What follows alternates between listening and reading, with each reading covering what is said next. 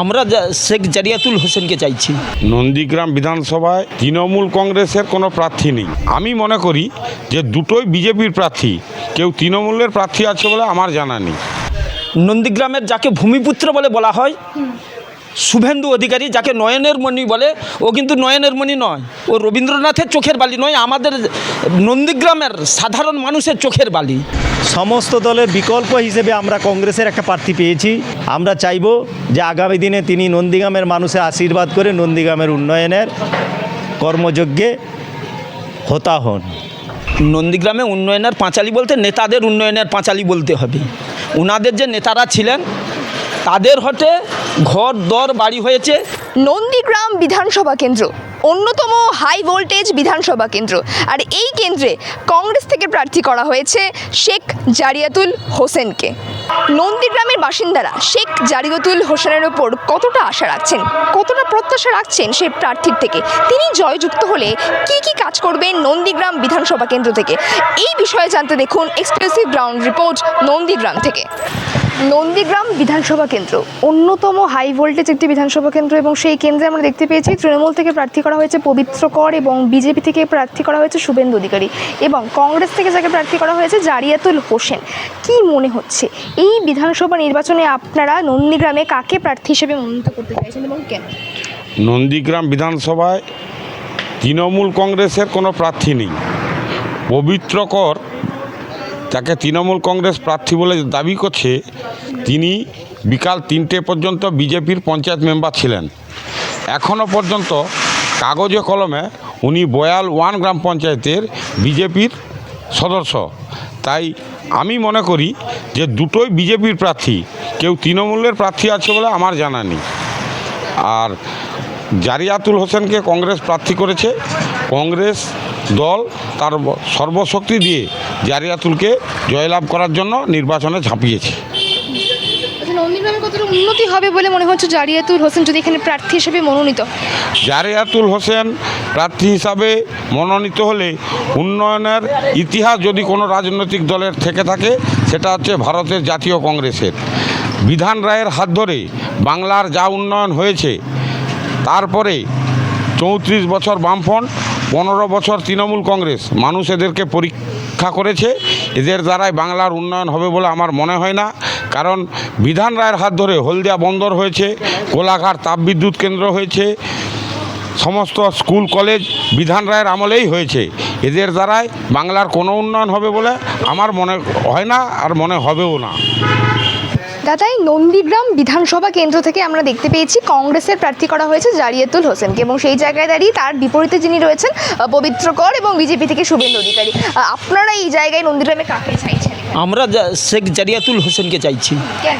কেন চাইছি? নন্দীগ্রাম দীর্ঘদিন 2007 সালের আন্দোলনে আমরা দেখেছি নন্দীগ্রামের যাকে ভূমিপুত্র বলে বলা হয় শুভেন্দু অধিকারী, যাকে নয়নের মণি বলে, ও কিন্তু নয়নের মণি নয়, ও রবীন্দ্রনাথের চোখের বালি নয়, আমাদের নন্দীগ্রামের সাধারণ মানুষের চোখের বালি। উনি নন্দীগ্রামের জন্য দীর্ঘ যে 2 টার্মের বিধানসভার ক্যান্ডিডেট ছিলেন, উনি নন্দীগ্রামের জন্য কোনো উন্নয়ন করেনি।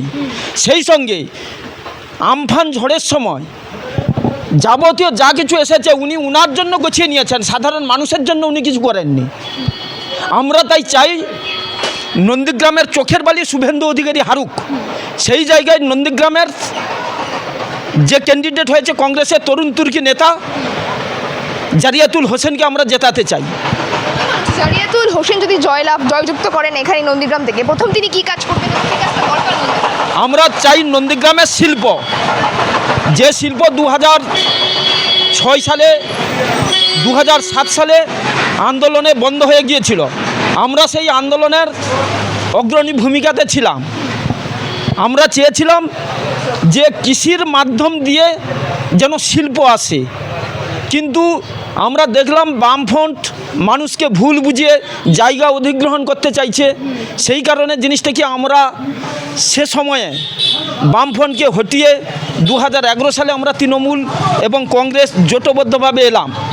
দেখলাম তৃণমূলের মমতা ব্যানার্জি, যিনি বলেন ভুলতে পারি নিজের নাম, ভুলব না কো নন্দীগ্রাম, কিন্তু উনি নন্দীগ্রামকে ভুলে গেছেন। ভুলতে পারে নন্দীগ্রাম, ভুলব না কো নিজের নাম। উনি সেটাই করছেন। নন্দীগ্রামের জন্য উনি সেই অর্থে কিচ্ছু করেননি।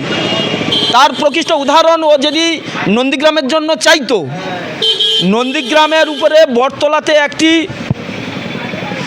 তোমার বিদ্যুৎ সাব সেন্টার হওয়ার ছিল, সেইটা জিনিসটা কি ঘটে, উনি প্রকল্প শেষ হওয়ার আগে উনি এসে উদ্বোধন করে দিয়ে গেলেন।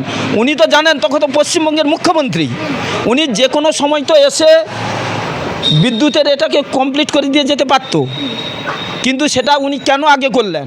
তাহলে উনি নন্দীগ্রামের মানুষকে সেই অর্থে বুঝতে পারেনি, নন্দীগ্রামের মানুষের সেন্টিমেন্ট বুঝতে পারেনি, সেই কারণে উনি নন্দীগ্রাম থেকে হেরেছেন। সেই জায়গা থেকে বারংবার তিনি একটা কথা বলে থাকেন যে উন্নয়নের পাঁচালী হচ্ছেন। কি কি উন্নয়নের পাঁচালী হলো আপনাদের নন্দীগ্রামে উন্নয়নের পাঁচালী বলতে নেতাদের উন্নয়নের পাঁচালী বলতে হবে। ওনাদের যে নেতারা ছিলেন তাদের হতে ঘর দর বাড়ি হয়েছে। নন্দীগ্রামে সবাই জানে যে জাহাজ বাড়ির মালিক নন্দীগ্রামের উন্নয়নের কাণ্ডারি ছিলেন বর্তমান তৃণমূলের তমলুক সাংগঠনিক নেতা মেঘনাথ পাল। উনি এখন বিজেপির নেতা, উনি ওনার বাড়ি করেছেন। ওই রকমভাবে তৃণমূলের যে সমস্ত ছোটোখাটো নেতারা ছিলেন ওনারা ওনাদের ঘর দর বাড়ি সমস্ত কিছু করে নিয়েছেন। ওনাদের উন্নয়নের কোনো খামতি নেই, সেই পাঁচালী ওরা উন্নয়নের সেই পাঁচালীই করছে। এবং কংগ্রেসের প্রার্থীর কাছে আপনারা কতটা আশাবাদী থাকবেন নন্দীগ্রামে যারা আপনারা রয়েছেন, বসবাস করছেন? আমরা তো 100% আশাবাদী। সেই সঙ্গে আর একটা কথা বলে দিই, 1996 সালে পশ্চিমবঙ্গে কংগ্রেস ক্ষমতায় আসার পজিশনে ছিল। পশ্চিমবঙ্গের মুখ্যমন্ত্রী মমতা ব্যানার্জি তৎকালীন তিনি ছিলেন যুব কংগ্রেসের সভানেত্রী। উনি সে সময় বলেছিলেন কংগ্রেস সমাজবিরোধীদেরকে প্রার্থী করেছে, সেই সমাজবিরোধীদেরকে প্রার্থী করানোর প্রচারে বামফ্রন্ট সেইটা লুফে নেওয়ার জন্য সোমেন মিত্রর নেতৃত্বে কংগ্রেস 40 আসন থেকে 86 আসন জেতে, সেই সঙ্গে 48 ভোটে বর্তমান যেটা অখিলগিরি রামনগর কেন্দ্রের ক্যান্ডিডেট আছেন তৃণমূলের, ওই কেন্দ্রের দীপক বাবু আমাদের কংগ্রেসের ক্যান্ডিডেট ছিলেন, তিনি হারেন 48 ভোটে। 48 ভোট থেকে 2000 ভোটের মধ্যে কংগ্রেস হারে 56টি সিটে। তাহলে মেজরিটি আসন পেতে গেলে যেটা দরকার ছিল, কংগ্রেসের জিএনএলএফে 3 জন ছিল, চুনিবালা হাঁসদা ছিল কংগ্রেসের জোটে। তাহলে আমরা মেজরিটি পার্সেন্ট পেয়ে প্রায় বামফ্রন্ট আমরা সমান এসইউসিআই ছিল 2 জন।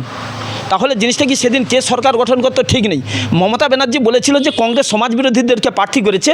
আমরা আজকালকার দেখি কংগ্রেস তৃণমূলের এমন কোনো নেতা আছে যারা বলুক যে এটা তাদের মধ্যে সমাজবিরোধী নেই। তাদের মধ্যে A to Z প্রত্যেক সমাজবিরোধী, ছোটোখাটো কর্মী থেকে সবাই। সেই কারণে আমরা চাই সমাজবিরোধী জননী এবং যিনি পশ্চিমবঙ্গে বিজেপিকে নিয়ে এসেছিলেন মমতা ব্যানার্জি, ওনার উৎখাত চাই। সেই সঙ্গে সাম্প্রদায়িক দাঙ্গা হাঙ্গামা বাঁধানো আমরা চাই। নন্দীগ্রামের মানুষ সম্প্রীতি বজায় রেখে হিন্দু মুসলমান ভাই ভাই হয়ে থাকতে, এখানে অন্য ধর্মের লোক সেই অর্থে নেই। আমরা সেই কারণে চাই হিন্দু মুসলিম ভাই ভাই আমরা সবাই একসঙ্গে থাকতে চাই। আমরা কোনোদিন বলতে চাই না যে হটে তৃণমূল বিজেপি, আমরা গোপনে ভাই ভাই এক গ্লাসে গোপনে চা খাই, প্রকাশ্যে আমরা গন্ডগোল করি, আমরা এটা চাই। আপনারা বলছেন হিন্দু মুসলিম ভাই ভাই, কিন্তু শুভেন্দু অধিকারী যিনি আগেরবার জিতেছিলেন তিনি তো বলছেন হিন্দু ভাই ভাই। হ্যাঁ, উনি বলছেন হিন্দু ভাই ভাই ভোটে দাঁড়ানোর জন্য। সৌমেন্দু আমার ভাই, দিব্যেন্দু আমার ভাই, ওনার ভাই অন্য কেউ নয়, তখন কোনো হিন্দু নয়। নন্দীগ্রাম বিধানসভা কেন্দ্র থেকে প্রার্থী করা হয়েছে কংগ্রেসকে, সেখানে জারিয়াতুল হোসেনকে, এবং অন্যদিকে বিকল্প যাদেরকে করা হয়েছে তৃণমূল কংগ্রেস থেকে পবিত্র কর এবং বিজেপি থেকে শুভেন্দু অধিকারী। আপনারা যারা নন্দীগ্রামে রয়েছেন তারা কাকে চাইছেন এবং কার উপর ভরসা করছেন? আমি নন্দীগ্রামের মানুষ। প্রথমেই বলি আমার নন্দীগ্রামের একটা সংগ্রামিক স্মৃতি আছে। এই নন্দীগ্রামের মানুষ সংগ্রাম করেছে এবং রক্তস্নাত হয়েছে। এই নন্দীগ্রামের মানুষ তার এই রক্ত দিয়ে কুরবানি দিয়ে নন্দীগ্রামের উন্নয়ন পেয়েছে। সেই নন্দীগ্রামের উন্নয়নের কাণ্ডারি ছিলেন প্রাক্তন বিধায়ক, আমাদের অভিভাবক এবং স্বর্গীয় দেবীশঙ্কর পণ্ডা। তার আমলে সেই নন্দীগ্রাম উন্নয়ন পরিষদ গড়ে এই নন্দীগ্রামের যা কর্মযোগ্য আপনারা দেখছেন এখনো পর্যন্ত, তারই আন্দোলনের ফলস্বরূপ তিনি চাইছিলেন যে নন্দীগ্রামের কেন্দামারি হলদিয়ার একটা যোগাযোগ স্থাপনের জন্য ব্রিজ হোক। আজ পর্যন্ত সেটা গড়ে ওঠেনি। আমরা চাইব যে আমাদের নন্দীগ্রামে 20 বছর পরে একটা কংগ্রেসের প্রার্থী আমরা পেয়েছি। বিকল্প হিসেবে, সমস্ত দলের বিকল্প হিসেবে আমরা কংগ্রেসের একটা প্রার্থী পেয়েছি, কংগ্রেসের মনোনীত। সেই প্রার্থী জনগণের দুয়ারে যাচ্ছে এবং জনসংযোগ করছেন। আমরা চাইব যে আগামী দিনে তিনি নন্দীগ্রামের মানুষের আশীর্বাদ করে নন্দীগ্রামের উন্নয়নের কর্মযজ্ঞে হোতা হন। কংগ্রেস থেকে নন্দীগ্রামের প্রার্থী করা হয়েছে শেখ জারিয়াতুল হোসেনকে। সেই জারিয়াতুল হোসেনের কাছে আপনারা কতটা আশাবাদী যদি তিনি জয়যুক্ত হন এখানে, তাহলে আপনারা কী কী কাজ করবেন? দেখুন, কংগ্রেসের বর্তমানে 5টা রাজ্যে ইলেকশন চলছে। তো আপনার বাংলা আছে, আসাম আছে, আপনার কেরালা আছে, তামিলনাড়ু আছে, পন্ডিচেরি আছে। তো বাংলারও ক্যান্ডিডেট করেছে কংগ্রেসের। তো আমাদের 210 বিধানসভার উপরে শেখ জারিয়াতুল ইসলামকে ক্যান্ডিডেট করা হয়েছে তো জাতীয় কংগ্রেসের মনোনীত প্রার্থী হিসাবে। তো আমাদের নেতা হচ্ছে রাহুলজি। উনি হচ্ছে পুরো বাংলাকে দেখছে, পুরো দেশকে দেখছে। ওনার আদর্শে আমরা আদর্শিত। ওনার মানে প্রত্যেকটা কাজে আমরা খুব ভালোবাসি। যেমন কিছুদিন আগে কন্যাকুমারী থেকে কাশ্মীর পর্যন্ত যে র্যালিটা করেছিল, সেটা দেখে মানুষের সাড়া প্রচুর পেয়েছে যে কংগ্রেস ছাড়া কোনো রাজ্যে কোনো উপায় নেই। কংগ্রেস থাকলে কৃষি উন্নয়ন থাকবে, কংগ্রেস থাকলে শিল্প উন্নয়ন থাকবে, কংগ্রেস থাকলে খেটে খাওয়া মানুষের কোনো অসুবিধা হবে না। তুমি কি উন্নয়ন করবে? দেখুন, কংগ্রেস যদি আসে নন্দীগ্রামে না, পুরো রাজ্যে উন্নয়ন করবে। এইবারে কংগ্রেসকে আমরা চাচ্ছি, পুরো রাজ্যে চাচ্ছি কংগ্রেসকে, পুরো ভারতবর্ষে চাচ্ছি, প্রত্যেকটা স্টেটে চাচ্ছি। কংগ্রেস ছাড়া কোনো উপায় নেই।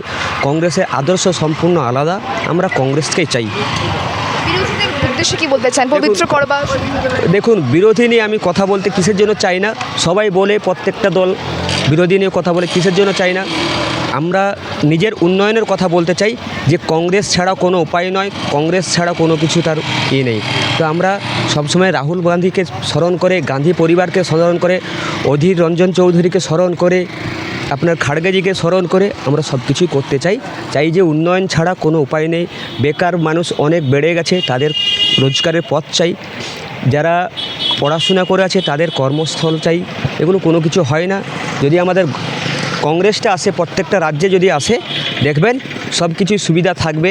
যেমন কেরালায় আমাদের কংগ্রেসের যেটা সেট আছে, যেখানে যেখানে আছে আপনার কেরালায় হচ্ছে, আপনার কর্ণাটকে হচ্ছে, এগুলো আপনি দেখবেন সব কিছুই আছে। বাসে ফ্রি আছে, বিজলি ফ্রি আছে, আপনার লক্ষ্মী ভাণ্ডার নিয়েও আছে, সব কিছু আছে।